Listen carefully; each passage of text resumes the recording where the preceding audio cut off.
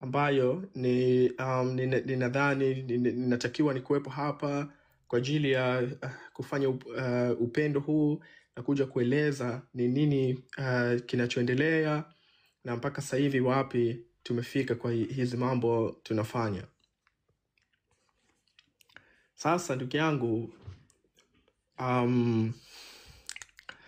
leo asubuhi, taarifa ya kwanza ambayo napenda kuwapia, leo asubuhi kwa mapenzi ya Mungu na kwa mapenzi ya Mungu na kwa ile nguvu ambayo Mungu peke yake katujalia,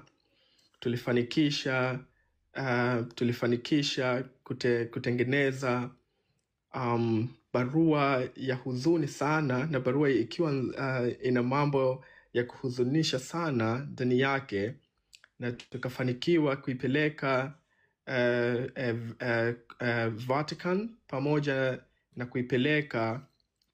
kuipeleka kwa msaidizi wa Pop moja kwa moja huko Vatican. Sasa ndugu yangu, ninaamini kwamba ziko watu wengi hapa wanaweza wasikuwe na ufahamu sahihi hasa kwa nini tumeamua kuishirikisha Vatican pamoja na Pop juu ya harakati ambayo tunakuwa tunaifanya. Kwa sababu mimi nakuwa ni mtu ninopenda sana kumpa mtu elimu. Kwa hiyo ninaomba kama mtakuwa mmeridhika niwaambie nini hasa maana ya kupeleka barua kwa Vatican na kwa Pop, na tuisome hiyo barua yenyewe kwa pamoja, na pia niwaeleze majibu gani mpaka sasa tumepata. Kwanza kabla sijaendelea, kaka Sama, tayari nimekufanyia barua kwa njia, nimeibadilisha, nimeiweka kwa njia ya picha. Kama utakuwa umeridhika sana, na kuomba ungeiweka tukiwa tunaongea watu waweze kuwa naiona kama big screen, ama vile njia wewe unaona itapendeza.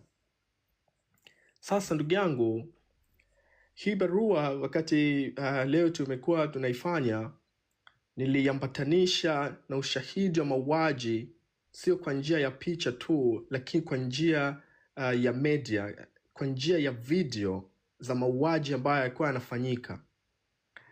Na wakati nikifanya matayarisho hayo ya kuambatanisha yale mauaji ambayo yamefanyika, nilikuta video moja ambayo ilinivunja moyo wangu, na nadhani imekuwa imenifanya nimepata homa sasa, naumwa.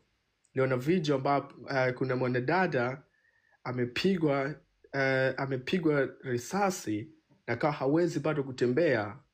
Ile video imeniumiza moyo sana, jambo ambayo imepata kuniumiza ile moyo, jambo ambayo imenitia nguvu na ikanisukuma sana kufanya mambo ambayo nahisi inaweza tukaiparalyze serikali na watu zake, hata kama bado ile tarehe 9 haijafika, kwa sababu tu ya yale machungu ambayo ninapitia baada ya kuona binadamu zangu ambaye anakuwa na ndoto za maisha kama mimi na kama wewe, ambaye alikuwa anatarajia kukuwa na familia, kukuwa na toto, lakini ndoto yake imekatishwa na watu walevi, mapolisi ambao kabla hajapewa risasi hatari sana walipewa kilevi na mabangi wavute.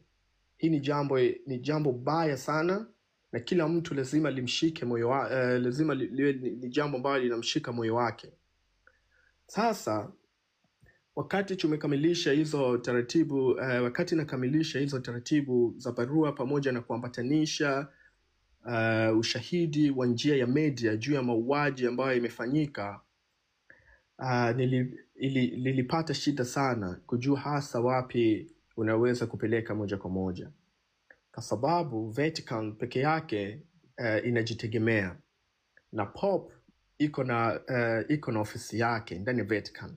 Lakini pia nilikuwa nataka attention ya haraka sana, nilikuwa nataka nione ile barua inafika kwa haraka sana, binafsi nikachukua jitihada za peke yangu, tukapiga simu ya kawaida Vatican kwa moja kwa moja.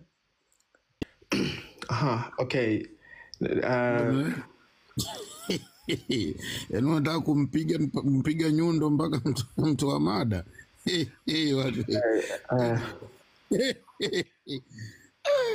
Okay. Sasa ndugu yangu, kwa sababu tu ya muundo ambayo Vatican inafanya kazi, ilinibidi kabla hatujatuma zile barua tuwapigie simu kwanza. Na kwa mapenzi ya Mungu nilifanikiwa kupiga simu moja kwa moja, na nikawambia kama niko na ujumbe. Wakahoji ni ujumbe aina gani, kwa sababu akanambia sio kila address ambayo unaleta ujumbe wa aina yako unaweza ukafika sehemu ambayo wewe unataka.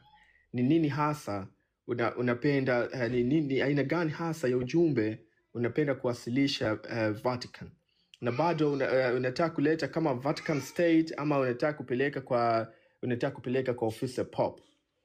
Na kwa sababu tu ilikuwa ni simu ambayo inaenda credit ya kawaida, hatukuwa weza kuwa na mazungumzo marefu, na bahati nzuri alikuwa ni mtu anaongea English vizuri sana. Baada ya kumwambia kama sisi tunapiga simu kutoka Tanzania na tuko na masikitiko makubwa sana juu ya mambo yanaendelea kwa nchi yetu, na shida tulikuwa nayo kwa sasa, hatuko na matumaini mengine yoyote isipokuwa matumaini yetu kwa ujumla yake ipo kwa Mwenyezi Mungu. Na kwa sababu tu nyinyi ni watu wa Mungu pamoja na jini nyingine, tumeona tuwafikie watu wa Mungu